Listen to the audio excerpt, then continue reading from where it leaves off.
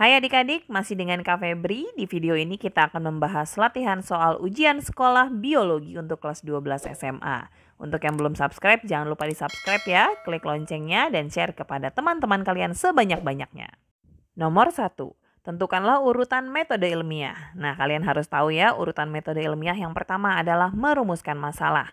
Setelah merumuskan masalah, kita kumpulkan data, lalu membuat hipotesis, melakukan percobaan, dan yang terakhir adalah menarik kesimpulan. Jadi, jawaban yang benar adalah D. Nomor 2, cermati nama ilmiah dari beberapa organisme berikut ini. Di antara semua organisme tersebut, manakah yang memiliki kekerabatan paling dekat? Dalam aturan penamaan binomial nomenklatur, kata pertama adalah penunjuk genus dan kata kedua adalah penunjuk spesies. Jadi bisa kita tentukan jika kata pertamanya sama berarti masih berada dalam satu genus. Contohnya Canis lupus dan Canis familiaris. Keduanya sama-sama berasal dari genus yang sama.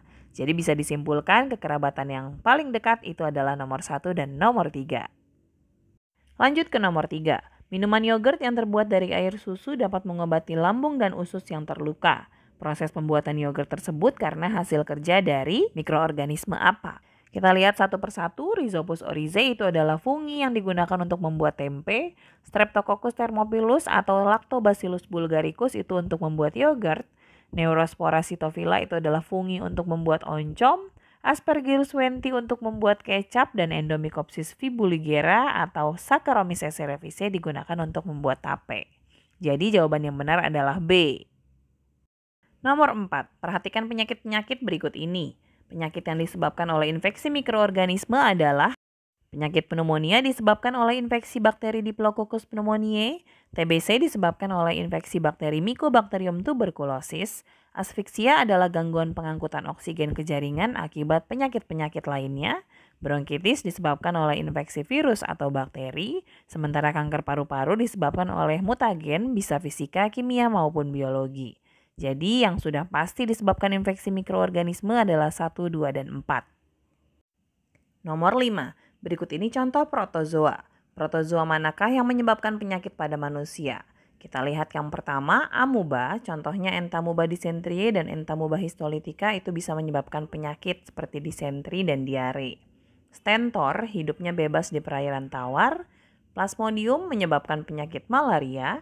Trypanosoma menyebabkan penyakit sura atau penyakit tidur. Foraminifera hidup bebas di lautan. Jadi yang menyebabkan penyakit itu adalah amuba, plasmodium, dan trypanosoma. C. Lanjut ke nomor 6. Perhatikan gambar bagan siklus virus litik dan lisogenik di bawah ini. Pada daur litik, tahap nomor 2 adalah, nah kita bahas satu persatu ya. Ini adalah daur litik virus. Nah kita lihat urutan pertama, nomor 1 virus akan menempel pada sel inang, itu adalah tahap adsorpsi. Tahap 2 injeksi, yaitu tahap di mana virus memasukkan materi genetiknya ke dalam sel inang. Tahap ketiga adalah perakitan virus-virus baru, dan tahap yang keempat adalah lisis, di mana sel inang akan pecah melepaskan virus-virus baru. Jadi jawaban yang benar tahap nomor 2 itu adalah injeksi. Nomor 7. Pengamatan terhadap suatu tumbuhan menunjukkan ciri berakar tunggang, tidak berbunga sejati, berbiji, berdaun, batang bercabang, bakal biji terdapat pada Strobilus betina dan serbuk sari dalam Strobilus jantan.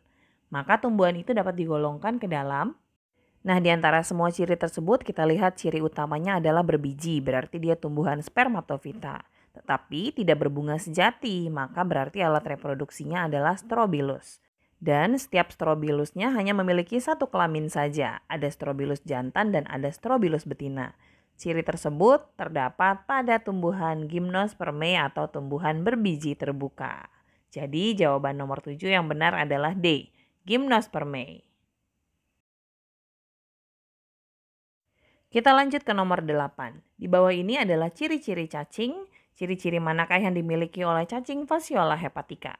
Kita kenalan dulu ya dengan Fasciola hepatica. Fasciola hepatica atau cacing hati itu adalah cacing yang parasit pada hati hewan ternak seperti sapi, domba, kambing, dan lain-lain. Karena parasit pasti memiliki alat pengisap sari-sari makanan. Dalam siklus hidupnya, Fasciola hepatica membutuhkan inang perantara berupa siput air, dan inang sesungguhnya adalah hati hewan-hewan ternak, yaitu hewan vertebrata. Salah satu fase dalam siklus hidupnya adalah mirasidium. Jadi jawaban yang benar adalah B. Nomor 9. Perhatikan skema jaring-jaring makanan di bawah ini. Jika populasi zooplankton berkurang, akan diikuti penurunan populasi apa? Nah, perhatikan ya, zooplankton itu adalah mangsa untuk udang. Jadi udang itu adalah pemangsa zooplankton. Jika jumlah mangsa menurun, maka pasti pemangsanya akan kehilangan makanan dan penurunan populasi akan terjadi pada sang pemangsa. Jadi jawabannya yang benar adalah udang. Nomor 10. Perhatikan siklus hidup Aurelia di bawah ini. Fase di mana reproduksi terjadi secara seksual atau secara generatif ditunjukkan oleh ubur-ubur atau Aurelia akan mengalami metagenesis dalam hidupnya, yaitu pergiliran fase seksual dan fase aseksual. Pada fase seksual itu bentuknya medusa, dia bisa berenang bebas dan bisa menghasilkan gamet. Gamet jantan dan betina akan bertemu dan melebur menghasilkan zigot. Zigot kemudian akan tumbuh menjadi larva bersilia yang disebut larva planula. Larva tersebut akan berenang hingga bertemu dengan substrat yang tepat untuk tumbuh menjadi skifistoma. Skifistoma akan tumbuh menjadi strobila bentuk polip dewasa, di mana strobila ini akan berkembang biak dengan cara aseksual dengan cara bertunas. Ujung tunas strobila akan terlepas, disebut evira. Evira kemudian bisa bergerak bebas hingga kemudian dewasa menjadi medusa lagi. Nah, itulah siklus hidupnya, berarti reproduksi seksual itu terjadi pada fase medusa. Kita lanjut ke nomor 11. Perhatikan gambar sel berikut ini. Organel yang berfungsi sebagai tempat terjadinya respirasi sel dan pembentuk spindel pembelahan adalah untuk proses respirasi sel itu terjadi pada organel yang disebut mitokondria. Mitokondria pada gambar ditunjuk oleh nomor 8. Sementara spindel pembelahan dibentuk oleh organel sentriol yang ditunjukkan oleh nomor 3. Jadi jawaban yang benar adalah C. Nomor 12. Bayu melakukan pengamatan irisan melintang batang tumbuhan dikotil menggunakan mikroskop. Pada pengamatannya, Bayu menemukan jaringan dengan ciri-ciri seperti berikut ini. Selnya bersegi banyak atau poligonal, mempunyai banyak ruang-ruang antar sel, dinding selnya tipis, dan terdapat vakuola yang besar. Kira-kira gambarnya seperti ini ya. Sel bersegi banyak ruang antar sel, dan yang terutama adalah vakuolanya besar-besar. Vakuola tersebut biasanya digunakan sebagai tempat untuk menyimpan cadangan makanan. Jadi, itu adalah jaringan parenkim penyimpan makanan. Jawaban yang benar A. Nomor 13. Pada eksperimen osmosis sel tumbuhan, disiapkan 3 kentang berbentuk kubus dengan berat yang sama. Ketiga kentang direndam dalam cairan berbeda selama 5 menit dan diperoleh data sebagai berikut. Ketiga cairan memiliki konsentrasi yang berbeda-beda. Pada konsentrasi 5% berat yang hilang 0,25 gram, pada konsentrasi 10% berat yang hilang 0,6 gram, dan pada konsentrasi 15% yang hilang beratnya 1,25 gram. Ketiganya memiliki persamaan, yaitu beratnya berkurang. Nah, pengertian osmosis sendiri adalah perpindahan air dari larutan hipotonis ke larutan hipertonis. Nah, artinya berat yang hilang itu menandakan adanya perpindahan air dari larutan hipotonis ke larutan hipertonis. Berarti air dari dalam sel keluar dari sel menuju ke cairan di luar sel. Itu artinya larutan gula hipertonis terhadap cairan sel.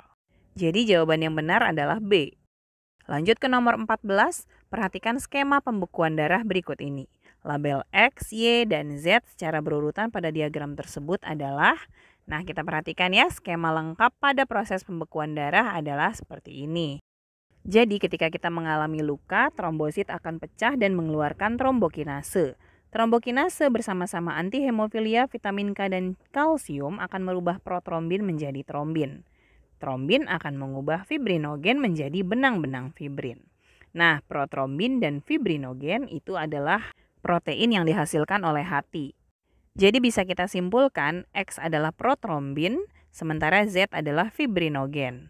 Y adalah antihemofilia atau kalsium atau vitamin K. Jawabannya yang paling tepat adalah E.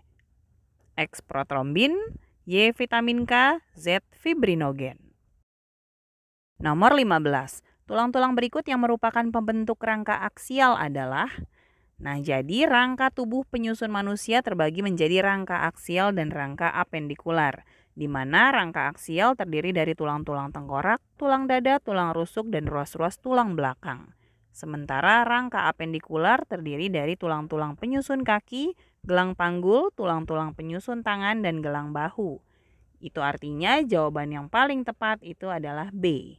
Tulang tengkorak, tulang belakang, tulang dada, dan tulang rusuk. Nomor 16, urutan peredaran darah besar yang benar adalah peredaran darah pada manusia disebut peredaran darah ganda yang terdiri dari peredaran darah kecil dan peredaran darah besar. Pada peredaran darah kecil, darah yang kotor akan dibawa keluar dari jantung, tepatnya dari ventrikel kanan. Melalui pembuluh arteri pulmonalis, darah kotor akan ditukar di paru-paru menjadi darah bersih. Darah bersih tersebut akan dibawa melalui pembuluh vena pulmonalis menuju ke jantung kembali, tepatnya atrium kiri. Sementara pada peredaran darah besar, darah bersih akan dibawa keluar dari jantung, tepatnya dari ventrikel kiri dibawa oleh aorta ke seluruh tubuh. Lalu darah kotor dari seluruh tubuh akan dibawa kembali ke jantung melalui pembuluh vena cava. Masuk kembali ke jantung, tepatnya di ruangan atrium kanan. Jadi jawaban yang benar adalah B. Nomor 17. Perhatikan gambar alat pencernaan makanan di bawah ini. Enzim yang berfungsi mencerna amilum menjadi maltosa dihasilkan oleh bagian yang mana? Enzim yang bertugas mencerna amilum itu adalah enzim amilase. Enzim amilase terdapat di dalam air liur yang dihasilkan di dalam rongga mulut. Selain itu, amilase juga dihasilkan oleh pankreas dan juga duodenum. Jadi jawaban yang paling tepat adalah nomor 1 dan 5. Lanjut nomor 18. Oksigen dari alveolus harus diangkut ke jaringan tubuh untuk digunakan dalam respirasi seluler di mitokondria.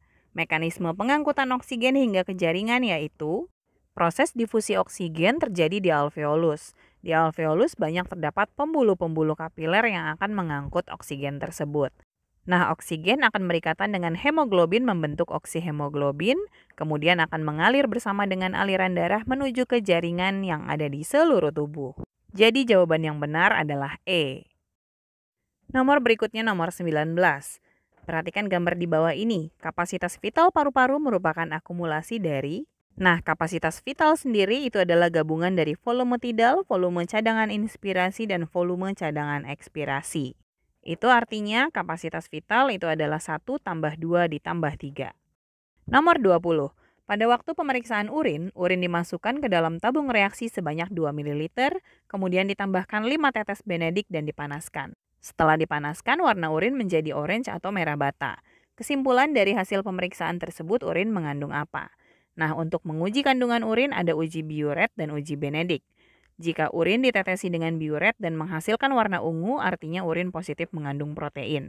Sementara jika urin ditetesi dengan benedik lalu dipanaskan, menghasilkan warna merah bata, artinya urin tersebut positif mengandung glukosa. Itu artinya urin tersebut mengandung glukosa. Kita lanjut ke nomor 21. Perhatikan mekanisme gerak lengan di bawah ini. Yang terjadi pada gerak X adalah, pada gerak X itu adalah gerak fleksi, sementara Y adalah ekstensi. Pada saat fleksi, otot bisep akan kontraksi dan otot trisep relaksasi. Sementara pada saat ekstensi, kebalikannya, bisep akan relaksasi dan otot trisep kontraksi. Jadi pada gerak X yang terjadi adalah bisep kontraksi dan trisep relaksasi. Nomor 22, perhatikan gambar di bawah. Tempat pematangan sperma, saluran sperma, dan tempat produksi sperma pada gambar ditunjukkan pada nomor berapa? Kita lihat satu persatu ya, mulai dari nomor 6 itu testis, nomor 5 epididymis, 4 vas deferens, 3 kelenjar Cowper, dan 2 kelenjar prostat, serta nomor 1 vesicula seminalis. Pematangan sperma terjadi di epididymis, saluran sperma itu adalah vas deferens, tempat produksi sperma itu testis. Oke adik-adik, 22 soal biologi kelas 10-11 sudah kita bahas. Semoga bermanfaat.